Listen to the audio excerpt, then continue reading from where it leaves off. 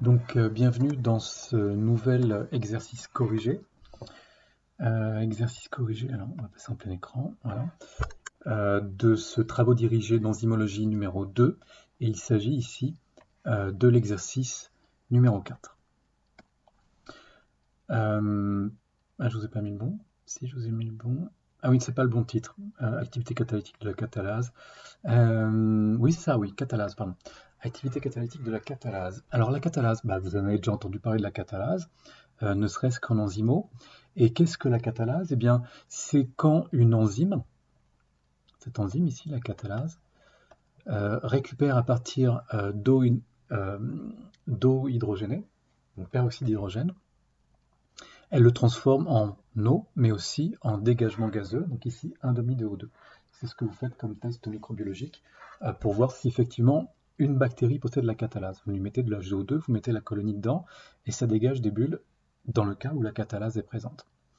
Et donc cet exercice va porter sur la catalase. Et c'est un exercice assez intéressant, vous allez voir que ça va apporter deux autres notions intéressantes par rapport à ce qu'on a vu jusqu'à présent.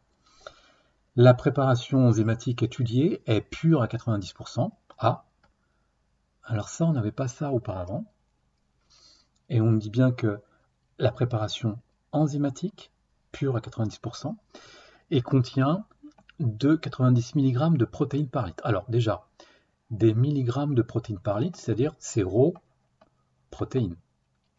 Raw protéines est égal à 2,90 mg de protéines par litre. Oui, mais attention, ce n'est pas égal à raw enzyme.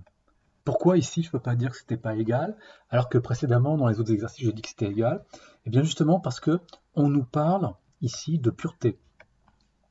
Donc la solution protéique ne contient pas à 100% de l'enzyme, elle contient juste à 90% de l'enzyme. Donc il nous faudra calculer le raw enzyme à partir de raw prot en prenant en compte les 90%. Donc ça va être une première variation au niveau de ce travaux dirigé. L'évolution de la réaction est suivie par mesure manométrique. Alors vous voyez que là on n'est pas vraiment dans le nombre de moles, ni dans les concentrations. Mesure manométrique, manomètre, alors qu'est-ce que c'est? C'est des pressions, des volumes. On nous dit, une mesure manométrique indique que 0,2 ml de la préparation enzymatique, alors 0,2 ml de la préparation enzymatique, c'est quoi? Eh bien ça, c'est le volume d'enzyme. Donc volume d'enzyme égale 0,2 ml. Et on nous dit que ces 0,2 ml libèrent. Libère, ça veut dire que c'est le produit. Libère 650 microlitres de dioxygène en 10 minutes. Alors en 10 minutes, ça c'est delta T égale 10 minutes. Mais là ce que vous voyez, c'est alors dioxygène, c'est lui. D'accord? Donc en fait, quand on nous dit libère 650 microlitres de dioxygène, ça veut dire qu'on a une libération, c'est-à-dire une formation du produit. Seulement on a un petit problème, c'est que on n'a pas du tout un nombre de moles, on a un volume. On a un volume d'O2, donc du produit, qui est libéré, par unité de temps, qui est donc égal à 650 microlitres au bout de 10 minutes. Donc voilà, on a une vitesse de formation de produit, mais qui est dans une unité particulière, des microlitres pour 10 minutes. Alors qu'habituellement, on avait des moles pour 10 minutes, ou alors des variations de concentration pour 10 minutes, ou même tout à l'heure des masses pour 10 minutes. Là, c'est un volume. C'est un petit peu particulier parce que comment est-ce qu'on va faire? Alors, je vais peut-être rajouter d'O2. Voilà. Comment est-ce qu'on va faire pour transformer ce volume d'O2 en nombre de moles d'O2? Parce que je vous rappelle que nous, ce qu'on veut, on va regarder ce qu'on veut. On veut B ici. Donc, si on veut B, au préalable, il nous faut Z. Si on veut Z, au préalable, il nous faut Xi. Si on veut Xi, il faut forcément arriver à une volume de formation du produit, une vitesse de formation de produit exprimée en nombre de moles. Donc on veut passer de microlitres, donc d'un volume d'O2, en nombre de moles d'O2. Eh bien regardez, assurément, ça doit être dans l'énoncé. Dans l'énoncé, il doit y avoir une donnée qui nous permet de résoudre le problème. Eh bien c'est le cas. Ça se passe juste ici.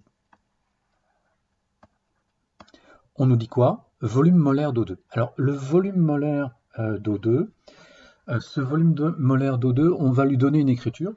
On va dire que c'est la première fois que je vois ça, donc on va écrire volume molaire d'O2, on va l'écrire comme ça. Et quelle est l'unité? Eh bien, c'est égal à un volume divisé par un nombre de moles. Donc c'est égal à un volume d'O2 divisé par un nombre de moles de 2. Voilà. Grâce aux unités, on va écrire une formule littérale. Volume molaire d'O2 est égal volume d'O2 sur nombre de moles d'O2, et c'est égal, c'est une constante, on nous dit que pour le dioxygène, c'est égal à 22,4 litres par mol. Volume molaire. D'accord? Et ça veut dire quoi? Ça veut dire que pour 22,4 litres, j'ai une mole d'O2. Donc pour 650 microlitres d'O2, j'ai combien de moles? Donc en fait, on va pouvoir accéder au nombre de moles d'O2 par rapport à ce volume. Qu'est-ce qu'on nous dit d'autre? On va continuer la lecture. On nous dit dans les conditions normales de température, de pression, en présence de peroxyde d'hydrogène, en concentration saturante. Le peroxyde d'hydrogène, c'est lui, c'est le substrat. Donc là, vous avez le substrat saturant. Quand vous êtes en substrat saturant, ça veut dire que vous êtes en condition initiale. D'accord? En condition initiale, ça veut dire que vous avez le droit de mesurer une activité catalytique. Donc, on peut résoudre cet exercice. Regardons les questions. Première question, calculer la concentration d'activité catalytique de la préparation. Alors, concentration d'activité catalytique, c'est quoi? Eh bien, tout simplement, c'est B. Donc, on va commencer. Alors, je tourne la page, on va se faire un petit peu d'espace. Donc, un petit rappel, je veux B, donc c'est la première question. Je veux B, B, on va l'obtenir à partir de Z, Z, on va l'obtenir à partir de Xi, et Xi, on va l'obtenir à partir de VNP. D'accord? Donc, on va commencer par VNP. Donc, vitesse de formation du produit, VNP, P étant l'O2. Alors déjà, il faut régler un petit problème. J'ai failli oublier de vous parler de ce petit problème. Un petit problème très important. Regardons un petit peu, revenons ici, regardez un petit peu cette équation de réaction. Elle a un souci. Le souci est ici. Le coefficient, ici, stoichiométrique, est égal à 1,5. Or, on n'a pas le droit, en chimie, de travailler sur des coefficients qui sont inférieurs à 1, à une fraction. C'est interdit. On n'a pas le droit, donc c'est-à-dire qu'au minimum, le coefficient stoichiométrique doit être égal à 1. Voilà. Alors comment on va faire? Eh bien tout simplement, on va multiplier cette équation, donc je réécris ici l'équation, H2O2 en présence de catalase donne H2O plus 1,5 de O2. Comment faire pour faire en sorte que cette équation perde le 1,5? Eh bien tout simplement, ici, il faudrait multiplier par 2. Donc si on multipliait à gauche par 2 et à droite par 2, cela donnerait 2H2O2 en présence de catalase donne 2 molécules d'eau plus 1 O2. Et là, vous voyez, ça change tout parce que pour le coup, le coefficient stoichiométrique pour O2 est égal à 1. Alors que tout à l'heure, on s'apprêtait à mettre 1,5 pour bêta. Or, si vous faites 1 sur 1,5, ça veut dire que vous allez tout multiplier par 2. Si vous faites 1 sur 1, c'est-à-dire que vous multipliez tout par 1, donc vous voyez qu'il y a un rapport de 2. Si jamais vous travaillez cet exercice avec cette équation-là que vous n'avez pas corrigée, vous allez vous planter d'un facteur 2. Et vous aurez tout faux, vous n'aurez pas les points. D'accord?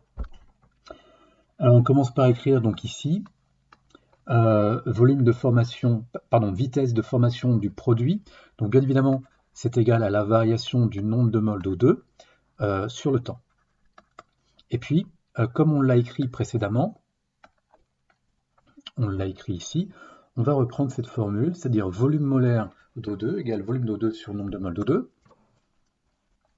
Donc, or, volume molaire d'O2 égale volume d'O2 sur nombre de moles d'O2. De là, je vais en déduire mon nombre de moles d'O2. Donc, variation du nombre de moles d'O2 est égale, il suffit de mettre des delta devant, tout simplement. Ici, je vais mettre un delta. Alors, sachant que ça, c'est une constante. D'accord? Donc, variation du nombre de moles d'O2, c'est donc égal à la variation du volume d'O2 sur la fameuse constante, c'est-à-dire le volume molaire d'O2. OK? Donc à présent, je peux écrire ici, donc vitesse de formation de l'O2, ça va donc être égal delta NO2, donc delta NO2, c'est tout ça. Donc variation du volume d'O2 sur ma constante qui est le volume molaire d'O2, le tout divisé par delta T, donc je multiplie ici par delta T. Très bien, continuons. Passons à Xi à présent. Donc ça c'est fait. Maintenant je passe à Xi. Xi c'est égal à quoi? C'est égal à 1 sur bêta. Pourquoi bêta? Parce qu'on est sur le produit. Et le bêta ici va être égal à 1. Pourquoi? Parce que justement on n'a pas le droit de laisser le 1,5. Donc je mets égal à 1. Donc 1 sur bêta fois la vitesse d'apparition de l'O2. Donc ça va être égal à 1 sur 1, multiplié par, et je reprends ce qui est écrit ici, variation du volume d'O2 sur le volume molaire d'O2 fois le delta T. Parfait. Là, je suis à Xi. Mon delta T, il est en quoi? Je reviens un petit peu derrière. Mon delta T, il est ici, il est en minutes. Donc ça va me poser problème, bien évidemment, par rapport à Z. Alors, je change de couleur. J'écris Z équivalent à Xi, sauf que ici, j'ai mon Xi qui est en mol minute moins 1, et que moi, je le veux en catal, c'est-à-dire en mol seconde moins 1. Donc il faut que je corrige ici. Donc je vais écrire Z est égal à tout ça. D'accord? Donc variation de mon volume d'O2 sur mon volume molaire d'O2 fois mon delta T, c'est des minutes, et j'oublie pas de le mettre en secondes. Et à ce moment-là, uniquement à ce moment-là, j'aurai bien lui qui sera en catal, c'est-à-dire en mol par seconde moins 1, en mol d'O2 par seconde moins 1. La variation du volume d'O2 va s'exprimer en litres d'O2. La variation du volume molaire, eh bien, ça va être des litres d'O2 par mol d'O2. Et vous voyez que vous avez des litres d'O2 divisé par des litres d'O2, ça s'annule. Qu'est-ce qui reste? Il reste au dénominateur des mols d'O2 qui vont donc remonter. Ça va nous donner des mols d'O2. Et puis là, vous avez des minutes fois secondes, minutes moins 1. Ce qui va nous donner des secondes. OK. Et puis pour terminer, puisqu'on veut aller à B, on veut aller à B, donc, attendez, je change de couleur, d'où B est égal à justement Z sur le volume d'enzyme. Alors le volume d'enzyme, est-ce qu'on l'a? Le volume d'enzyme, il est ici, 0,2 ml. Alors vous remarquez qu'on ne nous demande pas d'unité spécifique, hein. Donc on pourrait très bien le mettre par litre d'enzyme. Donc je vais me laisser en litre d'enzyme. Donc ça va être égal, je change de couleur, ça va être égal à variation de mon volume d'O2 fois le volume molaire d'O2 fois delta T fois 60 fois le volume d'enzyme.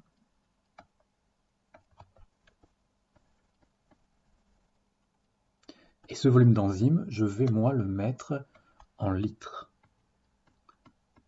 Litres d'enzyme.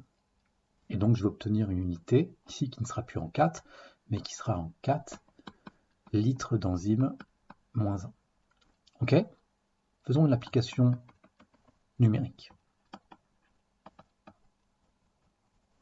Application numérique, donc B va être égal à, alors variation du volume. Je vous l'ai écrit en litres d'O2 ici. Alors allons voir au niveau des données, de l'énoncé. Quelle est la variation de volume? Eh bien la variation de volume libère 650 microlitres d'O2. Donc on n'est pas en litres d'O2, on est en microlitres. Donc il faut le mettre en litres. Ça nous donne 650 10-6 litres, c'est-à-dire 650 microlitres. D'accord? Que je divise par le volume molaire d'O2. Ce volume molaire d'O2 est ici. Volume molaire de dioxygène, 22,4 litres. D'accord? Donc je divise par 22,4 fois mon delta T qui est que je ne dise pas de bêtises, qui est de 10 minutes. Donc je dis ici 10 minutes. Donc fois 10 fois 60 fois le volume d'enzyme. Et le volume d'enzyme est ici, il est de 0,2 ml, mais j'ai dit que je le mettais en litres, c'est-à-dire fois 0,2 10-3 litres. Et on obtient B est égal, alors on obtient B est égal 241,8 microcat litres d'enzyme moins 1. Voilà ce que l'on obtient.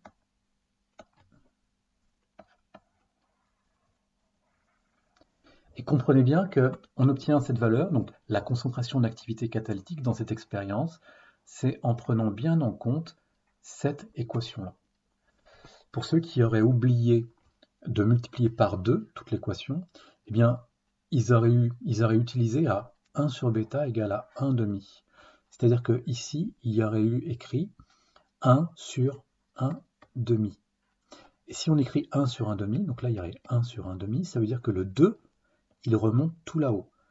C'est-à-dire que le résultat ici aurait été multiplié par 2.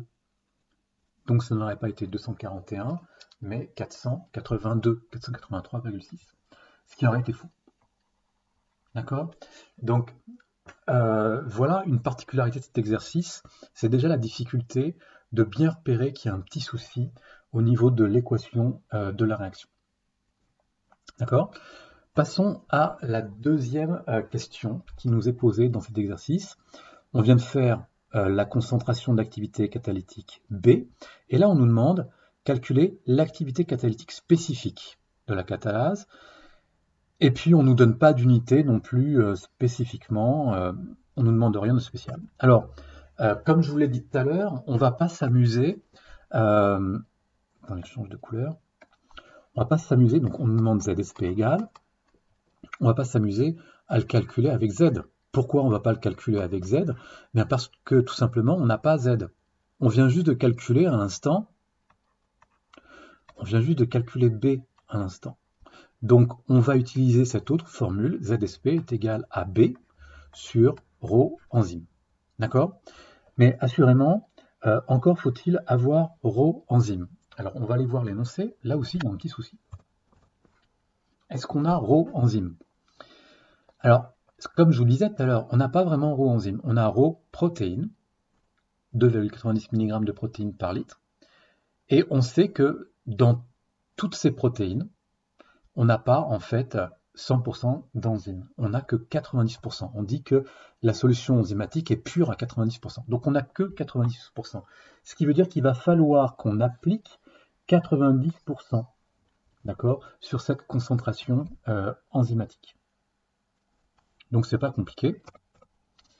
On va pouvoir écrire, donc application numérique, ZSP est égal à B, alors B est égal, je retourne en arrière, 241,8 10-6, donc microcat, donc 241,8 10-6, ça c'est mes microcats par litre d'enzyme, divisé par ρ, alors ρ, on vient juste d'écrire qu'il était égal à 2,9, d'accord, mais c'est pas vraiment 2,9, c'est 90% de 2,9. C'est-à-dire que je multiplie par 90 divisé par 100. Alors je ne vais pas écrire divisé par 100 ici, puisque si je fais un dénominateur à un dénominateur, ça revient à multiplier sur le numérateur.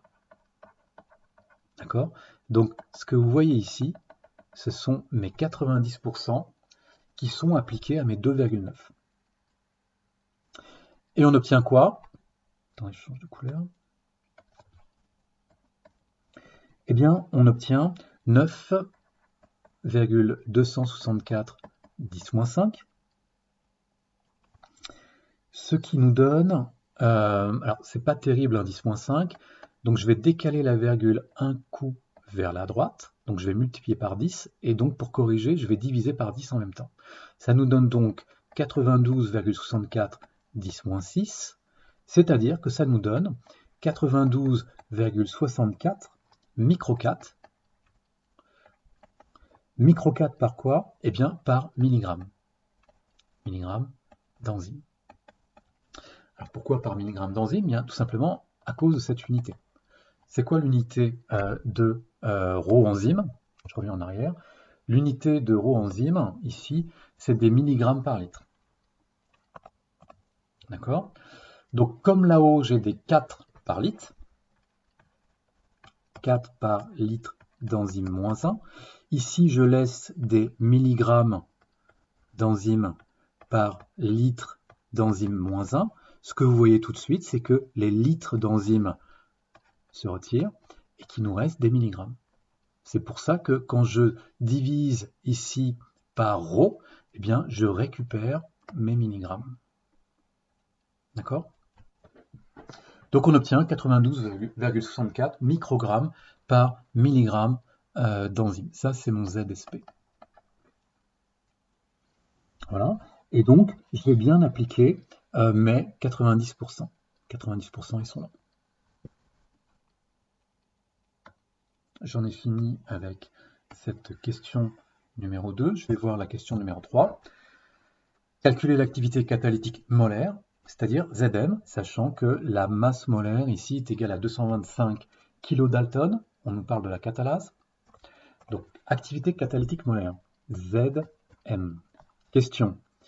Est-ce que je vais m'amuser à écrire que Zm, c'est égal à Z sur le nombre d'enzymes, nombre de moles d'enzymes, alors que justement, je viens de calculer ZSP. On a vu dans l'exercice précédent qu'on pouvait écrire que Zm était égal à ZSP fois la masse molaire de l'enzyme. Vous vous rappelez, j'espère. Pour rappel, on va mettre les unités. Donc ici, on va avoir des 4, alors ce sera peut-être des microcats, peu importe, mol d'enzyme moins 1. ZSP, on vient de le voir ici, c'est des 4, alors c'est des microcats en l'occurrence, mais imaginons on met des 4 par milligramme d'enzyme moins 1. Donc ici, si je mets des milligrammes d'enzyme par mol d'enzyme, eh bien ce que l'on remarque, c'est que les milligrammes d'enzyme, je change de couleur ici, les milligrammes d'enzyme et les milligrammes d'enzyme s'annulent, et il nous reste bien des 4 par mol d'enzyme. C'est exactement ce que l'on veut. Okay, c'est exactement ce que l'on veut. Il faut faire quand même attention justement à cette particularité. Ici, j'ai mis des milligrammes. Alors, il y a deux manières. Soit vous faites en sorte que la masse molaire s'exprime en milligrammes par mol, soit au contraire, ce que vous faites, c'est que vous dites non, non, je veux que ce soit des grammes d'enzyme par mol d'enzyme moins 1. Et dans ce cas-là, ça veut dire que je change ici, c'est-à-dire je veux que ce soit des 4 par gramme d'enzyme moins 1. Et dans ce cas-là, vous avez bien des grammes et des grammes. Alors c'est ce qu'on va faire. C'est-à-dire que moi j'ai une masse molaire. Attendez, je change de couleur, je vais prendre du rouge. On va aller voir plus haut. J'ai une masse molaire ici qui est égale à 225 kDa.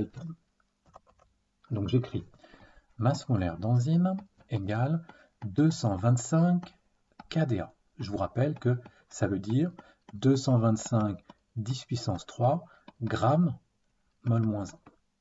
D'accord? Donc je vais garder mes grammes, tout simplement. Par contre, ici, mon ZSP, il faut que je le mette en par gramme. Alors pour le mettre en par gramme, ça va se passer ici. Donc là, j'ai 92,64 microcats par milligramme. Ok. Donc la question que je me pose, c'est combien ce serait, non plus par milligramme, mais pour 1 gramme. Et ce que vous devez comprendre, c'est que si jamais au lieu d'avoir 1 mg, j'avais 1 gramme, ça veut dire que j'en aurais 1000 fois plus, parce que 1 gramme, c'est 1000 fois plus grand qu'un milligramme. Autrement dit, ce serait égal à 92,64 10 puissance 3 microcat par gramme. D'accord? Comme je suis passé de milligrammes à par gramme, je multiplie par 10 puissance 3. Et donc au final, ça revient à quoi? Ce que vous voyez, c'est que au final, alors que je vous dise pas de bêtises, voilà. Donc ça, alors, attendez. Donc au final, ça va nous donner Zm est égal.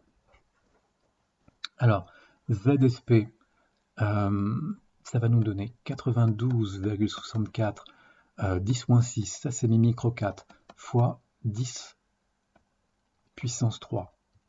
Je change de couleur. Clac. Donc on est bien par gramme, et je lui envoie ça par gramme, fois 225, fois 10 puissance 3. Et là, vous repérez quoi? J'espère que vous le repérez.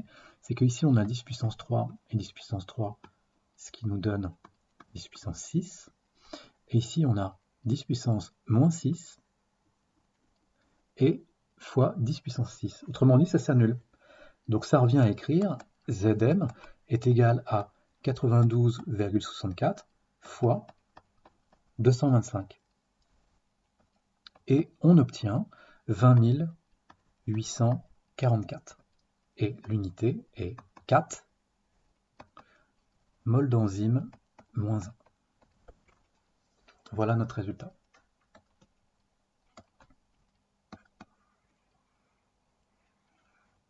Donc vous voyez, les unités, c'est toujours très important. Et il faut y aller mollo, il faut y aller étape par étape, prendre son temps pour arriver à faire quelque chose d'assez carré. Ok? Est-ce qu'on a fini? Voilà, calculer l'activité catalytique molaire, on a fini. Donc prenez bien le temps de voir cette vidéo, de la comprendre, de la revoir si nécessaire. N'hésitez pas à poser des questions si vous le souhaitez. Et puis à poser des questions sur le mail si vous le souhaitez. Voilà. À bientôt.